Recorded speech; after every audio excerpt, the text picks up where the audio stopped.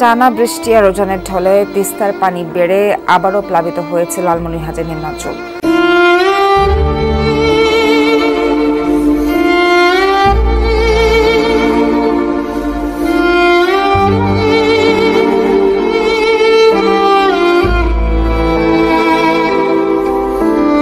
আমার বাড়ি ঘর নাই, ভাঙিয়েছে একটা ঘর, তাই এক হাঁটু পানি, এক কোমর এক হাঁটু পানি।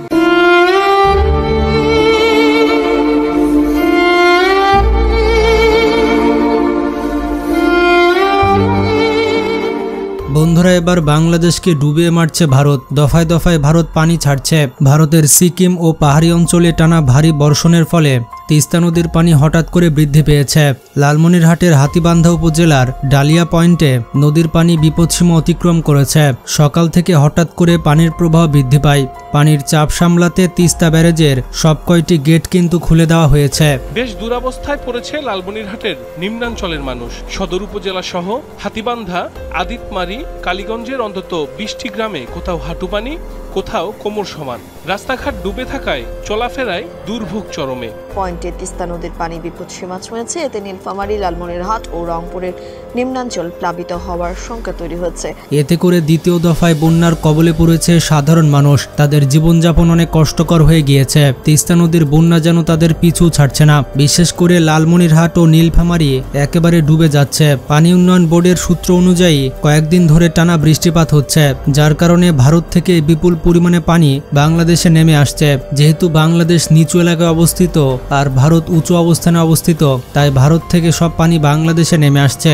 মানুষের খাওয়া দাওয়া তো খুব অসুবিধা। চুলের উপরে চুলিয়ে করিয়ে বোল্ডারের উপরে চুলে তুলছি। এই প্রতি বছর আসলে পরে এই বন্যা কবলিত হয়ে পড়ি।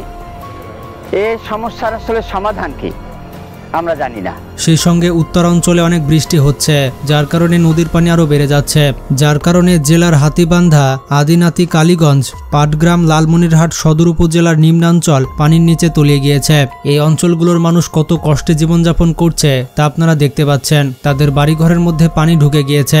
লালমনিরহাট এবং নীলফামারীর হাজারো পরিবার এখন পানিবন্দী। যারা হাতীবান্ধা এবং কালীগঞ্জ উপজেলায় রয়েছে এবং চরে বসবাস করতেন, তাদের বাড়িঘর একেবারে ডুবে গিয়েছে।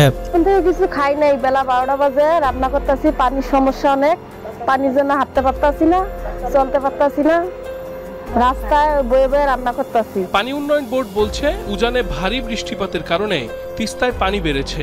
ভাঙন প্রবণ এলাকার তথ্য সংগ্রহ করে প্রয়োজনীয় পদক্ষেপ নেওয়ার কথা জানান তিনি। এছাড়া ক্ষতিগ্রস্ত হয়েছে আমন ধান সহ নানা রকমের ফসল।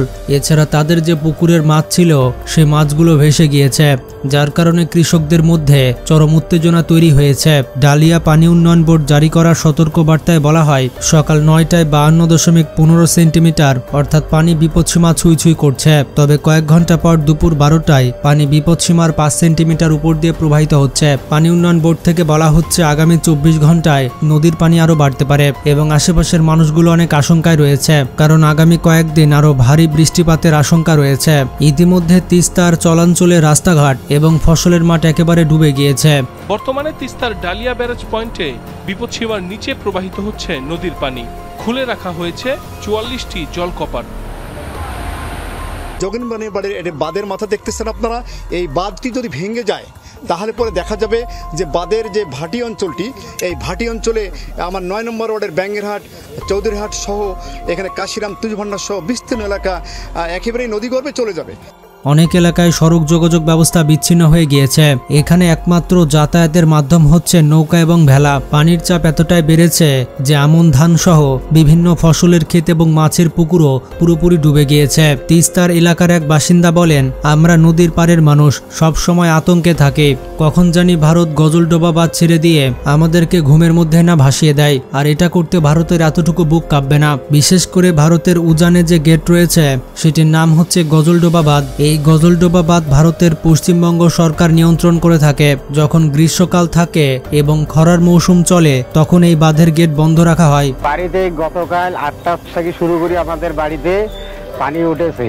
আমরা খুবই বিপদ সম্মুখীন হয়ে আছি, আমরা খুবই একটা কষ্ট হয়েছি।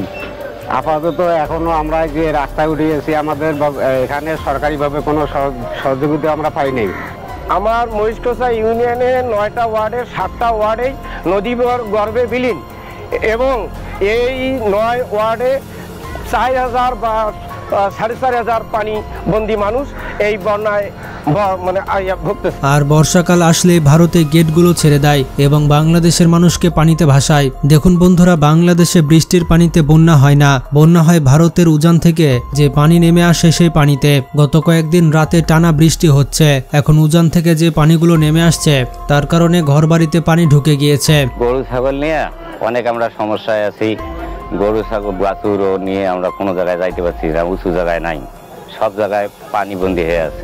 বর্তমান মানুষের খাবারের কোনো ব্যবস্থা নাই, চুলা পানির নিচে ডুবিয়ে গেছে। বন্ধুরা, দুঃখজনক বিষয়টি হচ্ছে কিছু কিছু জায়গায় স্কুলের মধ্যে পানি ঢুকে গিয়েছে, বাচ্চারা ক্লাস করতে পারছে না। বন্ধুরা, পরিস্থিতি এতটাই খারাপ যে আমরা বাসায় বসে থেকে তাদের পরিস্থিতি বুঝতে পারবো না।